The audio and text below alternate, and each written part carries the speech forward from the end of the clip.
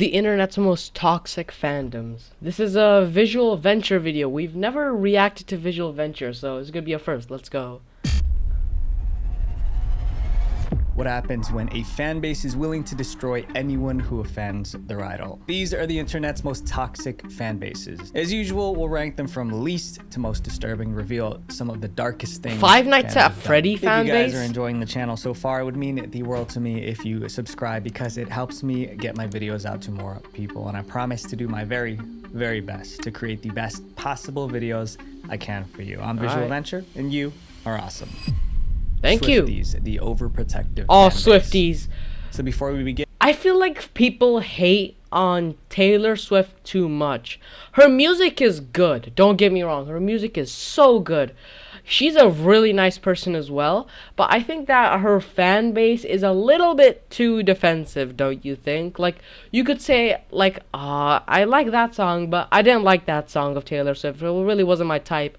And the Swifties will literally bombard you with every single hate comment they could think of. So I personally think that Taylor Swift is a really good artist, but her fan base is not that good. And I want to make this clear that this is not an attack on Taylor Swift or her he even fans has to in put general, up a freaking, there is a toxic even Visual Venture had to put up a little warning like, okay, Swifties, I don't mean any harm. Part of her fandom that takes things too far. Almost every musician has overprotective fans. With Taylor Swift, there are thousands of them, and they attack anyone who thousands, hundreds of thousands, bro. In 2020, Taylor Swift released an album titled Folklore. As usual, music critics reviewed it, but one review made Taylor's fans mad. It was from a website called Pitchfork, and the interviewer was a woman named Jill. In her interview, Jill praised Taylor's songwriting, but she didn't like everything about the album, so Jill gave it an 8 out of 10. For most people, that was still a positive review. Really good.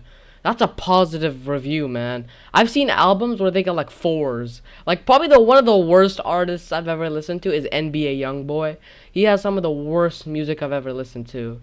But for radical Swifties, an 8 out of 10 was unacceptable. It was an insult. Taylor's fans started ranting online, complaining about the review. And one of them, it's one thing to complain like, oh, you don't like her song? What are you on about? It's one of the best songs I've ever heard. Like, bro, it's just an opinion. How can someone be so offended by a damn opinion? Bizarre theory, which was that Jill and Pitchfork were trying to sabotage Taylor Swift. By giving Taylor's album a lower score, Pitchfork would drag down the album's overall rating, also known as a metascore. Once that sabotage theory took hold, fans were mad and they attacked. First, someone posted Jill's personal information online. They leaked her phone number, her address, and even photos of her home. The doxing led to non-stop harassment.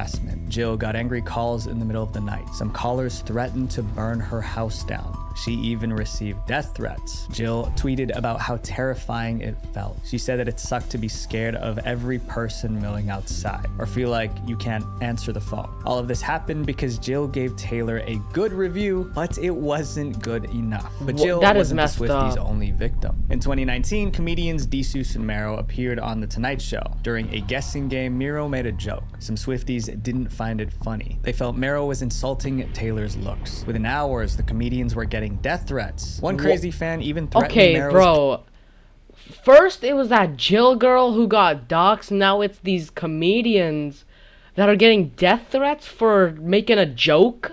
Kids. It was so bad that the FBI got involved. But Swifties don't just fight outsiders, they attack their own. That's what happened to a woman named Rita in 2019. Rita wasn't a regular fan. She was so devoted that she ran a Taylor Swift fan page. Her room was filled with Taylor Swift merch, and she posted videos of herself singing Taylor's songs. But some Swifties thought Rita's videos were cringy, even that bird like she was Taylor embarrassing Swift. The fandom. So they spammed Rita's videos with hateful comments, trying to bully her into quitting. When Rita refused to stop, the attacks escalated. Someone tried hacking her phone to take over her social media accounts. Another posted her license plate online, putting her at risk. Rita adored Taylor Swift, but she became an enemy simply because she didn't fit their idea of a proper Swiftie. Loving a musical artist is completely normal, but for radical Swifties, anyone who doesn't meet their standards needs to be silenced. This next fan base kicked their leader off the internet.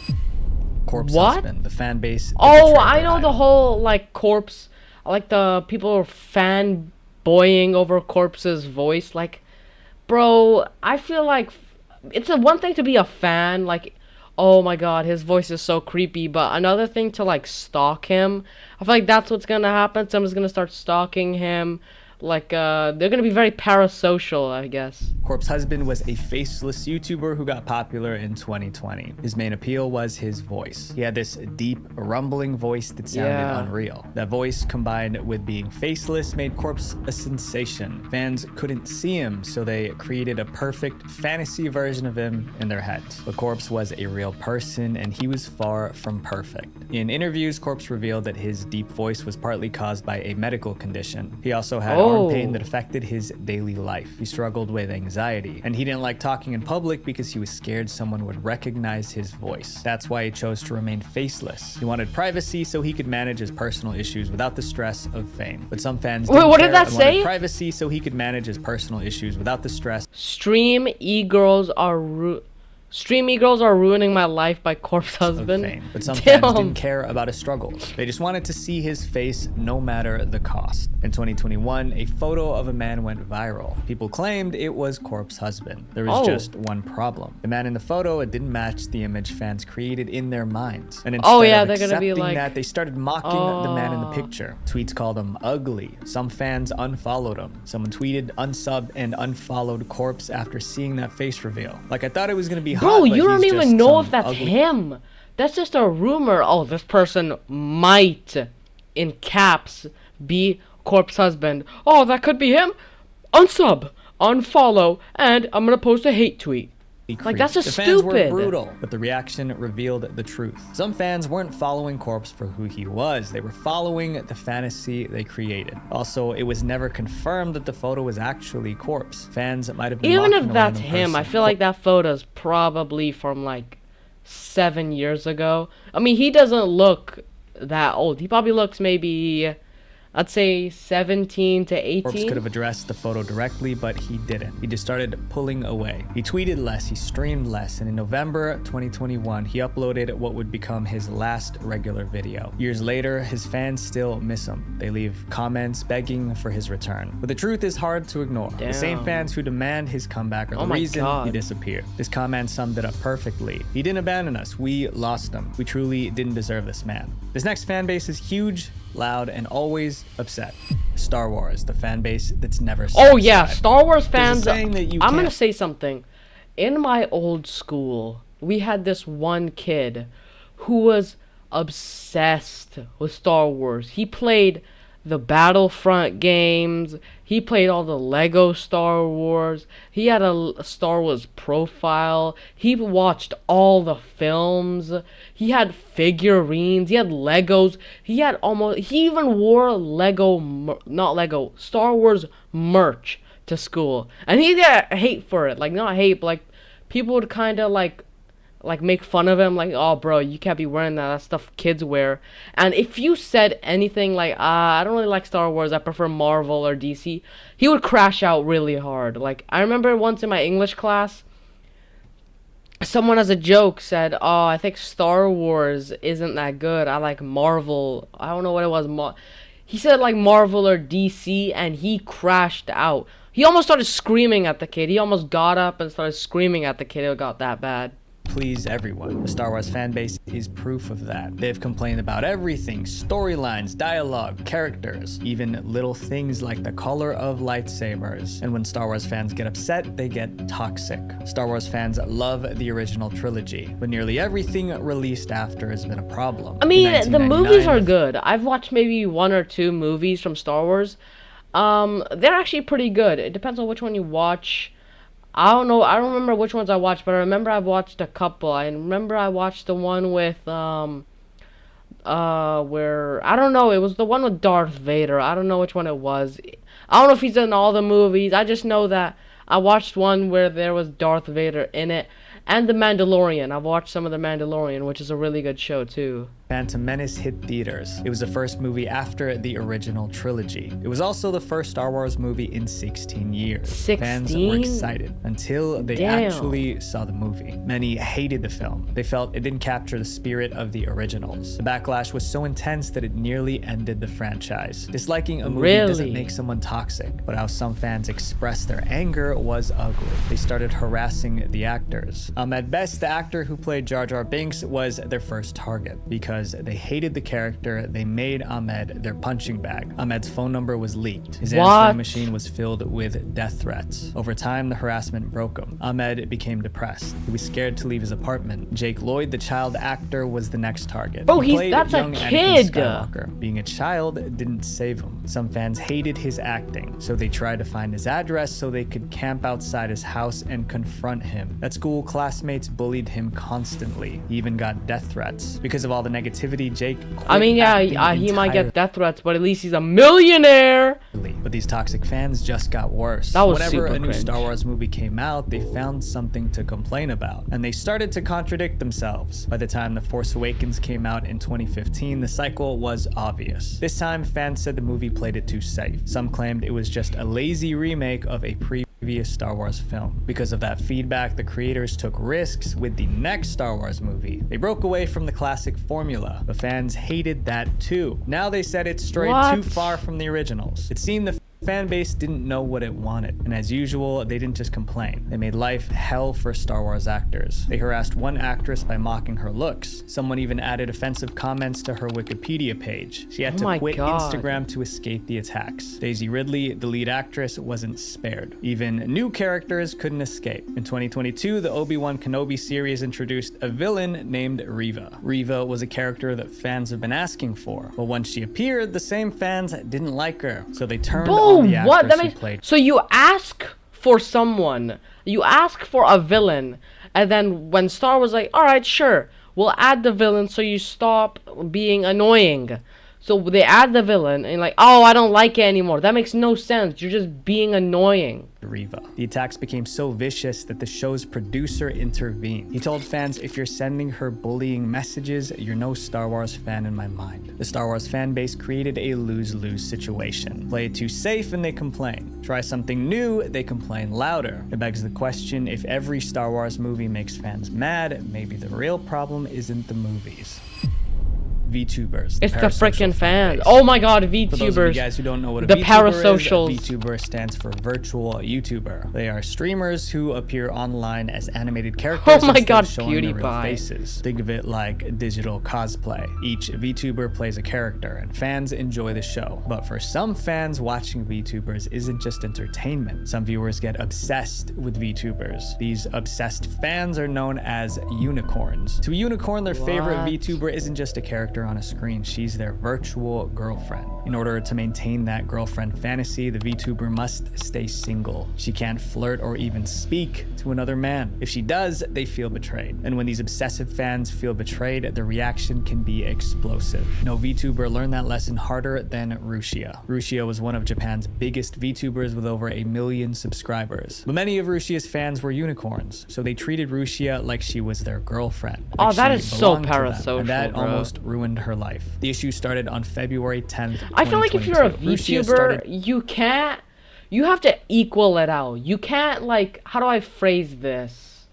I guess if someone's like, oh, I love you, you gotta be like, okay, calm it down, bucko. And you have to equal it out. If someone says, I love you, you gotta be, either you say, okay, thank you for that. And if someone else says, I love you, you gotta say, all right, thank you for that. You can't be, you gotta balance it out. You can't be like, I like this person more than this person, because that's just gonna lead to you getting harassed and harassed, I feel, man. A live stream in the middle of her. I also feel like VTubers have it the worst, because first of all, they can't see you, and you're playing a character, especially like an anime type character, and people are obsessed with cute anime girls, which is so weird to me, man, because they're not even real. Her broadcast, a private message popped up on her screen. It was a message her viewers weren't supposed to see, but they did. The message was from Mafu Mafu, a Japanese male singer. It read, "I just finished the live broadcast and I'm getting ready to go home." The text itself wasn't romantic, but there were already rumors that Rushia and Mafu Mafu were dating. Now, this message from Mafu Mafu appeared on her screen. Her unicorn followers felt lied to. They believed Rushia betrayed them by not being single. Thousands canceled their paid memberships. Some destroyed their Rushia merch. A few even sent threats to both Rushia and Mafu Mafu. Rushia tried to calm things down. She swore she wasn't dating anybody, but they refused to believe her. To prove her innocence, she posted a screenshot. It was a chat between Rushia and her manager confirming she was single. But posting that chat cost Rushia everything. Like most VTubers, Rushia was signed to a talent agency. The agency had strict confidentiality policies. By posting that private chat with her manager, Rushia broke her non-disclosure agreement. So the agency fired her. Just like that, Rushia lost her platform. Not because she hurt anyone, but because her toxic fans pushed her so far, she broke the rules trying to defend herself. Later that year, another VTuber had a similar problem. In August 2022, a VTuber named Crony streamed a gaming session with several male VTubers. But most of Crony's fans were unicorns just like Rushia's. These obsessive fans hated seeing Crony interact with those male VTubers. They bombarded her live chat with insults. To escape the hostility, Crony took a 2-week break from streaming. But when she returned, she took a different approach. Instead of trying to appease her fans, she stood her ground. She tweeted, "After much consideration, I decided that I will be collaborating with whoever I want." The fact that she had to post that shows how I feel like she has the controlling right to and do toxic that. some She can't VTuber let her fans can be. like The members of this next fan base just control her can't get freaking along. streams. League of Legends, the fan base that hates I hate each other. League of Legends fans, bro. No gaming fan base I have a is as friend who's a League of Legends fan. He's super chill, and he tells me that whenever he plays League of Legends, he always encounters people that'll be like screaming at him for like the wrong reasons, or like calling him slurs and stuff, which I'm like, okay, I'm never playing this game ever. I also, League of Legends just looks like one of the games like it's like Clash Royale. If you win, you're the happiest man on earth. One loss and you feel like you're gonna break your entire setup and throw it out the window. toxic as League of Legends. At least that's what players say. In 2024, a survey asked gamers which fan base was the worst. Around 36% picked League. Oh, look at GTA. GTA has like 0 almost. GTA? Oh, it has 3. Okay, that was game FAQs. GTA has really low though. GTA is like, you either get into a server with really nice people or into a server with really like the worst people ever. Rainbow Six at 1% I can understand. Minecraft I wouldn't expect it to be. I would expect it to be like 0.01 or something. FIFA should be higher. I think FIFA should be at maybe 10-15%. Around 36% picked League. What makes this fan base so bad? Also, Valorant is also really League bad. of Legends is built around teamwork. 5 players join forces to beat another team. Success depends on working together, but most players end up fighting their own teammates. If Exactly. someone makes a mistake, their teammates explode. Players scream insults in the chat. Others go even further. They int. Inting is when a player deliberately dies over and over in the game. They do this to either troll or punish their own team. Either way, inting Is that Tyler ruins the 1? game for everyone. Riot Games, the company behind League, has tried to control the toxicity. They ban aggressive players, they added mute buttons. They even created a system to reward good behavior, but none of it worked. By 2020, 98% of players said that they have been harassed in-game. 98% is nearly every player. If players are Literally. this toxic during casual matches, imagine what happens when money is at stake. League of Legends has massive esports tournaments. Oh, These they have one of tournaments the offer biggest millions esports of tournaments, dollars in bro. prize money. The most famous team in League is T1. They've won countless championships, and their star player named Faker was insanely skilled. Faker. Fans called him the Michael Jordan of esports. But in 2020, the same fans who idolized T1 turned on them. That year, T1 failed to qualify for a major tournament. Fans blamed the team's coaches for benching Faker during the qualifiers. The coach who benched Faker received death threats. Oh my Players goodness! began getting threats as well. T1 CEO had to plead with fans to stop. Some fans ignored the warning. By September 2020, T1 started tracking down those behind the Why threats. doesn't T1 to take Faker legal just be like, action. guys, stop it? This wasn't the only time fans turned on a professional league. I don't team. understand One team that. received an actual weapon in the mail. It was supposed to be some kind of warning. It's no wonder so many consider League of Legends the most toxic fan base in gaming. Up next is a fan base that operates like a mob.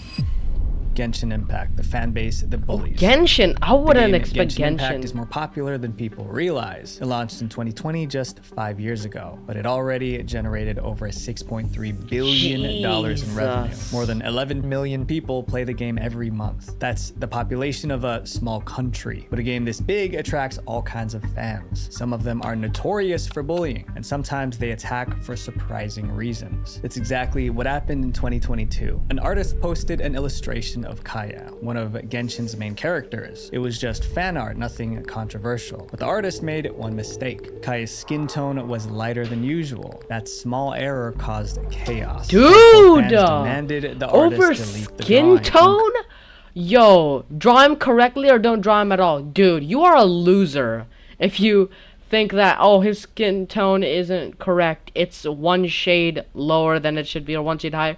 You are a loser if you think that, okay? Comment said draw him correctly or don't draw him at all. That was harsh, but some fans went further. Someone stole the drawing, darkened Kaya's skin, and Okay, posted it. bro. They claimed they fixed the art. The artist even tried to apologize. They tweeted, "I didn't mean to paint Kaya's skin color brightly. It turned into this color unintentionally. I'm sorry for making you feel uncomfortable." But the apology didn't end the harassment. The attacks continued until the artist deleted their Twitter account. And this case was just the beginning. Genshin fans attack artists over little things, like drawing Literally. a character in the wrong outfit or the wrong pose. But it's not just artists who get attacked. Even actual employees working on the game have been targeted. In 2021, Genshin Bro, added how a did new they? character named You're gonna be Kokomi. like, oh, Sarah, you placed this bush too close to the other bush. Unfortunately, some players didn't like her, but they didn't just complain about the character. For some twisted reason, fans attacked the voice actress who played Kokomi. She was What? live streaming when the insults started. Her chat was filled with hateful comments. It got so bad that she had to turn off the comments. Remember, this voice actress was just an employee. Later, she posted that she only wanted a relaxed and happy environment, but the Genshin mob didn't back off. And this wasn't even the worst moment that year. In September of that year, Genshin celebrated its first anniversary. Fans expected huge rewards, but when the rewards were released, many were disappointed. They felt like the rewards weren't good enough. This time, they didn't just make hateful comments online. They tried to sink the whole ship.